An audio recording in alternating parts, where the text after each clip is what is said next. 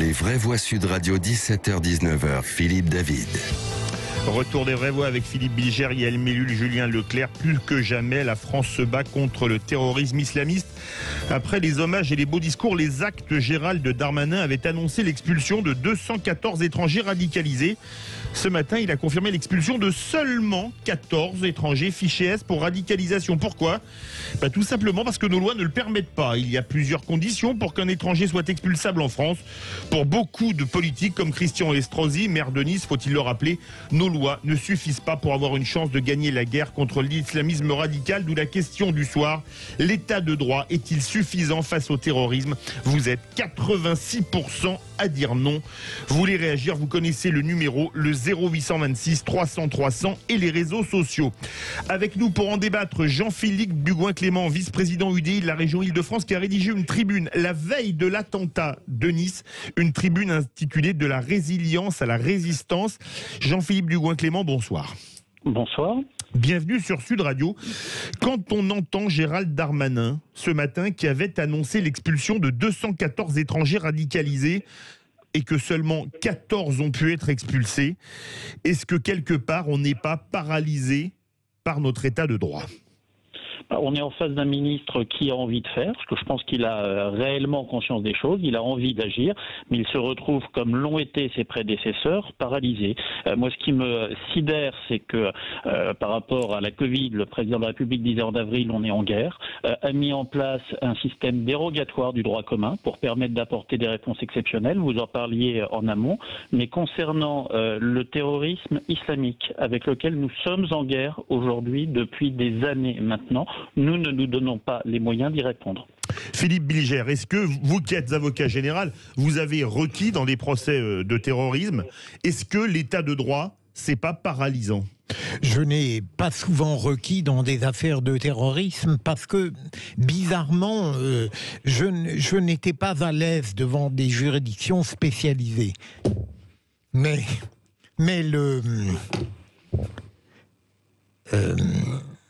le problème de l'état de droit, et j'en ai discuté au début de l'après-midi sur une autre chaîne, et je considérais que l'état de droit tel qu'il existe aujourd'hui n'est pas conforme à la réalité sanglante qui nous est infligée. Il est inadapté. Oui, mais alors vous ne pouvez pas imaginer à quel point cette conception de ma part a été discutée, voire pourfendue en disant que je quittais les règles de la démocratie classique. Que vous n'étiez plus républicain même. En quelque sorte, moi je considère qu'on a, durant des années, on a tout de même accepté l'idée d'une démocratie avec un état de droit intangible et on a vu les résultats.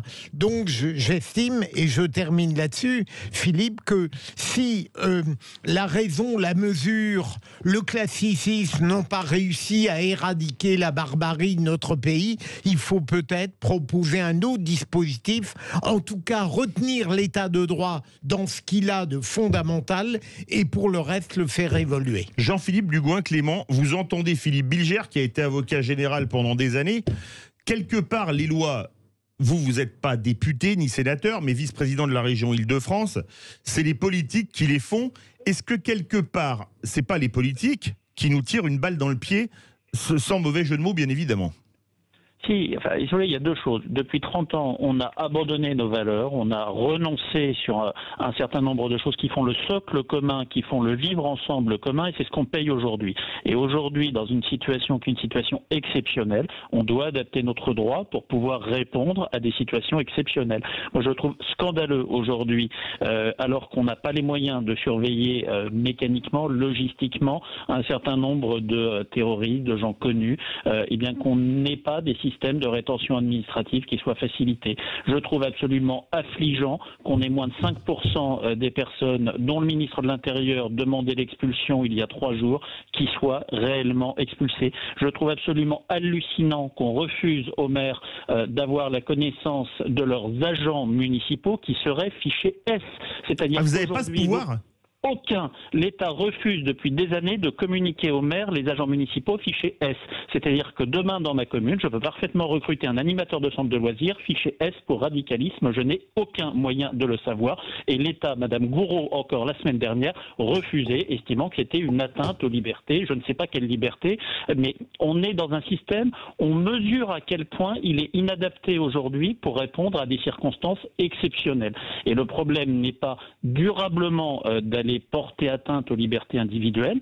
Il y a un travail de fond qui est à mener, mais quand on est sur des situations telles que celles d'aujourd'hui, enfin depuis 5 ans, on a eu le Bataclan, on a eu les terrasses de Paris, on a eu Nice, on a eu ce prêtre égorgé en Normandie, on a eu ce couple de policiers. C'est régulièrement, il n'y a pas un mois où il n'y ait pas des attentats terroristes qui ne soient pas déjoués, et globalement, on n'adapte pas notre système. Moi, je tire mon chapeau aux forces de l'ordre, aux forces de sécurité qui font un travail colossal, mais j'ai l'impression aujourd'hui qu'on écope et qu'on ne se donne pas les moyens. Il y a un moment où faut être purement pragmatique. Est-ce que on est aujourd'hui efficient dans la réponse qu'on donne? À l'évidence, la réponse est non. Et moi, j'en ai assez. Vous voyez, il y a 8 jours, j'avais encore sur la place de ma mairie, comme ça a été le cas 3 ou 4 fois depuis le massacre de Charlie, un rassemblement populaire avec des centaines de personnes qui étaient là, qui se rassemblaient. Mais globalement, année après année, on voit que cette situation ne change pas, que les mêmes phénomènes se reproduisent, qu'on a une course à l'horreur des terroristes pour essayer de créer plus d'effroi, de créer plus de peur, de faire plus de buzz médiatique. Et on a d'une certaine manière l'impression que l'État laisse faire. Et laisse faire non pas parce qu'il ne souhaite pas faire. Je reviens sur le cas de M. Darmanin qui, je pense, a sincèrement cette envie au fond de lui. Mais l'État refuse, par des questions, par une pudibonderie mal placée, de se donner les moyens de réagir. Le rôle de l'État, c'est d'assurer la sécurité des personnes qui vivent sur son sol. Un État qui n'assume plus la sécurité des personnes qui vivent sur son sol n'est plus un État crédible, n'est plus un État respecté. Yael Mellul, vous êtes avocate, défendresse de l'état de droit. Est-ce qu'on ne va pas trop loin dans l'état de droit aujourd'hui qui garantit parfois la non-expulsion de terroristes dangereux ? Alors, qu'on soit dans une situation tout à fait exceptionnelle, je l'ai dit tout à l'heure, pour moi, on est en situation réelle de guerre. On n'est pas en guerre contre le Covid, on est en guerre contre l'islamisme radical. Maintenant, notre état de droit, il nous protège. Vous, moi, il protège tout le monde.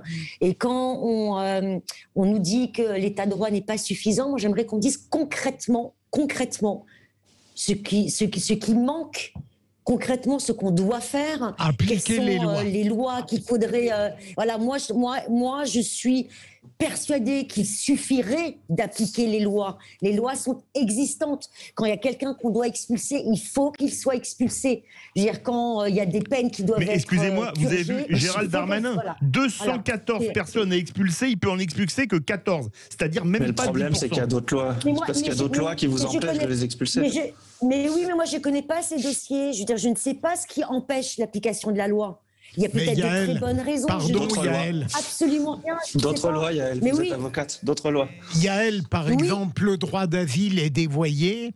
Les gens qui se le voient refuser restent en France. Et vous avez raison, on appliquerait le droit d'asile tel qu'il devrait être respecté. Les déboutés repartiraient, on n'aurait pas de problème. Absolument. Il y a les migrants qui rentrent aujourd'hui. On voit on voit avec les attentats absolument abominables qui se déroulent dernièrement qu'il y a un problème, dans nos frontières. Je veux dire, qu'est-ce qu'on fait ?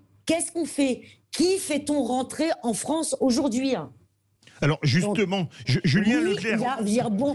Et là, une application stricte de la loi, et je suis d'accord avec Philippe, suffirait aujourd'hui. Voilà, ça suffirait. Il faut néanmoins, et ça vraiment aujourd'hui, l'actualité dramatique nous le confirme, nous devons davantage surveiller nos frontières. Parce que nous sommes en situation de guerre. Encore une fois, ce n'est pas nous qui l'avons déclarée, cette guerre.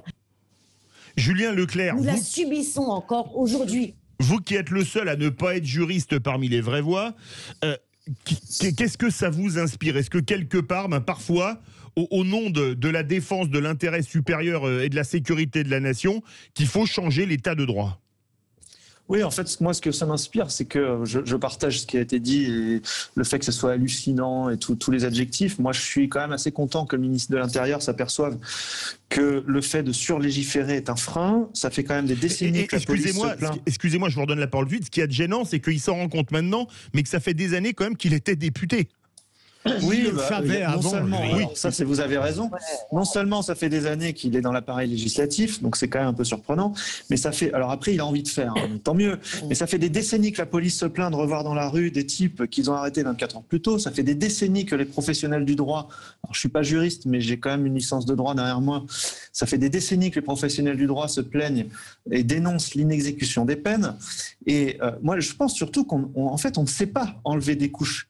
On ne sait pas simplifier. Vous savez, c'est un peu comme en droit du travail quand on veut simplifier. Pour enlever des couches, en fait, on rajoute des couches sur des couches. Vous savez ce qu'ils ont fait sur les fiches de paye quand ils ont voulu simplifier les fiches de paye? Ils ont enlevé une ligne, ils en ont rajouté deux. C'est une réalité. Effectivement. En fait, on n'est plus dans un état de droit, on est dans un état de surdroit. L'état de droit, il faut en être fier. Mais aujourd'hui, on est dans un état de surdroit. Il y a des lois qui disent qu'on peut expulser des gens qui ont fait quand même, qui s'apprêtent à faire des horreurs, et on en est à peu près certain. Mais il y a d'autres lois qui disent qu'on n'a pas le droit de les expulser. Voilà. Et en fait, on ne sait pas simplifier dans ce pays. Jean-Philippe Dugouin-Clément, je rappelle que vous êtes vice-président UDI de la région Île-de-France. Vous avez écrit cette tribune de la résilience à la résistance. Vous l'avez écrite la veille de l'attentat de Nice. Qu'est-ce que vous voulez répondre à nos vraies voix? Trop de législation tue la législation? Il y a deux choses. D'une manière générale, je pense, et je rejoins effectivement Yael, on interprète la loi, on n'applique plus la loi, et assez souvent, on l'a sur ce sujet comme sur d'autres, on se rend compte que si on se contentait tout simplement d'appliquer dans toute sa potentialité les textes en vigueur, beaucoup de problèmes seraient réglés. Après, on est dans une situation de guerre, et une situation de guerre nécessite une adaptation du droit. Et on a des sujets très, très clairs, très simples. Qu'est-ce qu'on va faire des prisonniers djihadistes qui vont être relâchés dans les mois ou les années qui viennent, qui sont des grenades dégoupillées? Comment est-ce qu'on les relâche? On les met dans la nature dans le contexte actuel? Sur le fait que les administrations aujourd'hui puissent recruter des fichiers S sans même le savoir. Est-ce que c'est normal qu'on n'adapte pas notre réglementation sur des personnes qui sont fichées S, qui peuvent représenter un risque, qui sont radicalisées?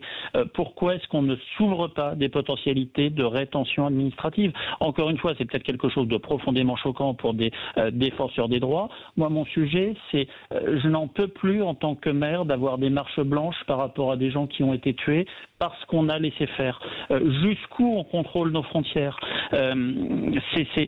Comment est-ce qu'on accélère ou qu'on facilite les procédures d'expulsion ou de dissolution d'associations?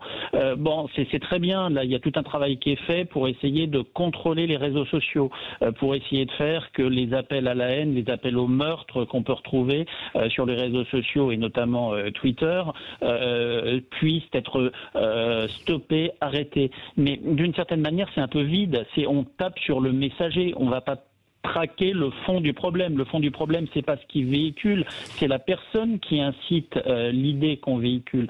Moi, je pense qu'aujourd'hui, effectivement, c'est toute la question de la loi sur le séparatisme. Et moi, je suis mais une loi va prendre des mois, voire des années pour être votée. Derrière, il y aura des décrets d'application qui devront être mis en place. On est aujourd'hui dans une situation d'urgence parce que c'est en ce moment, chaque semaine, il y a des attentats. Il y a des attentats en France, il y a des attentats en dehors de France contre des Français. Et je pense véritablement qu'on doit faire ce travail sur notre corpus législatif. Et puis la deuxième chose qu'on doit faire, c'est la question de fond. On doit remettre en place les valeurs qui sont celles de la République, parce que ce qu'on a aujourd'hui, c'est 30 ans d'abandon de la République, c'est 30 ans de laisser aller, et si on veut, au-delà de la crise qu'on gère aujourd'hui, faire que ce pays aille mieux, on doit remettre en place les valeurs de la République et de la laïcité. Vous êtes bien sur Sud Radio, 18h44, notre grand débat, l'état de droit est-il suffisant face au terrorisme? Vous êtes 86% à dire non. Vous voulez réagir, vous connaissez le numéro, le 0826 300 300. On se retrouve dans quelques instants. Les vraies voix Sud Radio, 17h-19h, Philippe David. Retour des vraies voix avec Philippe Bilger, Yael Mellul, Julien Leclerc. On a avec nous Jean-Philippe Dugoin-Clément, vice-président UDI de la région Île-de-France, auteur d'une tribune de la résilience à la résistance. Une tribune écrite suite à l'attentat de Conflans-Sainte-Honorine et publiée la veille de l'attentat de Nice, c'est-à-dire avant-hier. L'état de droit est-il suffisant face au terrorisme? Vous êtes 86% à dire non sur Twitter. Ça appelle au 0826 300 300. Nous sommes en compagnie de Nadia de Paris. Bonsoir Nadia. Oui, bonsoir. Pour vous, est-ce qu'il vaut changer l'état de droit? Je vais prendre un exemple comme l'ont fait les Américains après le 11 septembre 2001 quand ils ont fait le Patriot Act. Pour moi, l'état de droit, c'est ce qui nous définit et est tout à fait suffisant puisque malheureusement tous les actes horribles qui se sont passés sont répréhensibles par la loi. Donc c'est pas la question de rajouter des lois plus dures, mais ça changera pas. Le problème, c'est qu'il n'y a pas de moyens pour faire déjà appliquer les lois qui existent. Il n'y a pas de moyens pour la surveillance des personnes radicalisées. Il n'y a pas de moyens pour c'est pas normal. Enfin, normalement, qu'on n'a pas de titre de séjour, on ne doit pas être là. Donc les appels à la haine, c'est pénalement répréhensible. Donc il n'y a pas de moyens pour surveiller les réseaux sociaux, il n'y a pas de moyens pour surveiller il n'y a pas de moyens pour mettre en application en fait les lois qui existent. Donc, je suis d'accord avec l'intervenant précédent qui parlait de 1000 feuilles de loi. Enfin, on peut rajouter et rajouter, mais déjà ce qui existe déjà n'est pas appliqué. Donc mais Nadia, je vais vous poser une question. On va faire réagir Jean-Philippe Dugoin-Clément et les vraies voix.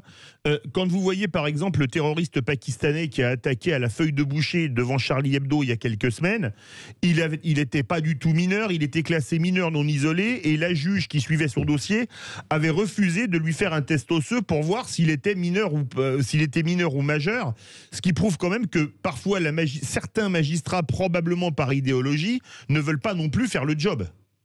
Mais est-ce qu'on va supprimer les juges, par exemple? Est-ce qu'on va prendre des décisions par automatique? La question est là. Est-ce qu'on va supprimer vous suggérez qu'on supprime les juges? Je suggère pas ça, je vous pose une question. Voilà. Donc là, dans le cas précis, il y a eu une interprétation, en effet. Donc maintenant, est-ce qu'il ne faut pas aussi revoir l'application de la loi? Enfin, la loi doit s'appliquer. Pourquoi on a parfois des interprétations qui peuvent peut-être là finir par un résultat qui est contraire à l'application de la loi, puisqu'il n'était pas mineur, il n'avait pas à être là. On va faire réagir, merci beaucoup Nadia de Paris, on va faire réagir Jean-Philippe Dugoin-Clément.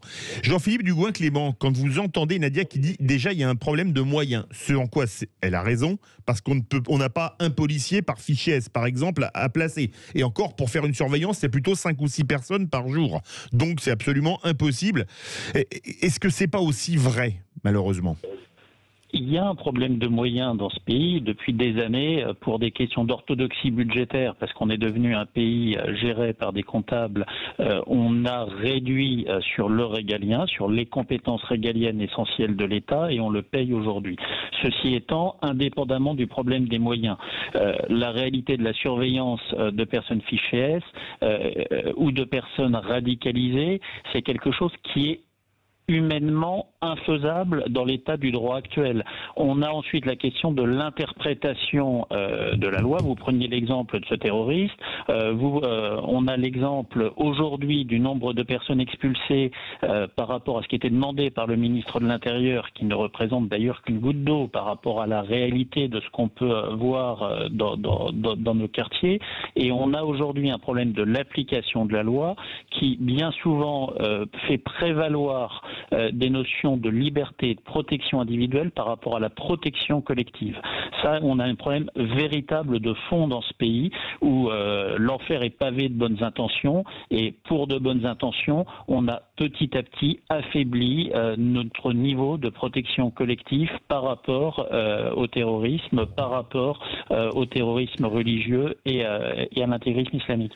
Et puis au-delà de ça, on a un certain nombre de textes aujourd'hui qui ne correspondent pas à un pays qui est en état de guerre. Je le répète encore une fois, le président de la République, au mois d'avril, dit qu'on est en guerre contre le Covid, a mis en place des systèmes dérogatoires du droit commun commun, où on interdit à des gens de travailler purement et simplement du fait du Covid, où on impose à des gens, parce qu'ils sont malades, de rester à leur domicile, on crée une traçabilité des personnes. Si on est en guerre contre le terrorisme, et je pense qu'on est en guerre contre le terrorisme, on doit aussi se donner les moyens. Moi, je reviens tout simplement sur mon exemple aujourd'hui des personnes qui sont fichées S. On ne les connaît pas, on n'a aucun moyen de les connaître et on refuse de nous les faire connaître. Je reviens sur la question des djihadistes qui vont être libérés, et ça va commencer dans les mois qui viennent, sur des personnes qui ont quitté la France pour aller faire la guerre au Moyen-Orient. Si on est quand même sur quelque chose qui est lourd et qui sont des gens qui vont être relâchés, mis dans la nature, quel contrôle. Aujourd'hui, on n'a pas de dispositif qui permette de mettre en sécurité l'ensemble de la population. Et donc je pense que par rapport à une situation qui n'est pas une situation normale, qui est une situation de guerre, on doit adapter notre droit. Et adapter notre droit, les procédures étant extrêmement longues, les procédures législatives, c'est des mois, c'est des années, et derrière, c'est des décrets d'application qui sont pris ou pas. Ça ne peut passer que par des mesures d'exception pour répondre à une situation exceptionnelle. Merci beaucoup Jean-Philippe Dugouin-Clément, vice-président UDI de la région Île-de-France, maire de Mennecy et auteur de la résilience à la résistance, une tribune sur le terrorisme publiée la veille de l'attentat de Nice et en réaction à l'attentat de Conflans-Sainte-Honorine. C'était il y a 2 semaines ce soir. Beaucoup de réactions. Certains auditeurs veulent mettre en action l'article 36 de la Constitution, d'autres l'article 16. Bref, le sujet va faire encore réagir. Vous êtes 86% à penser sur Twitter que l'état de droit n'est pas suffisant face au terrorisme. Vous êtes bien sur Sud Radio, c'est les vraies voix. On se retrouve dans quelques instants.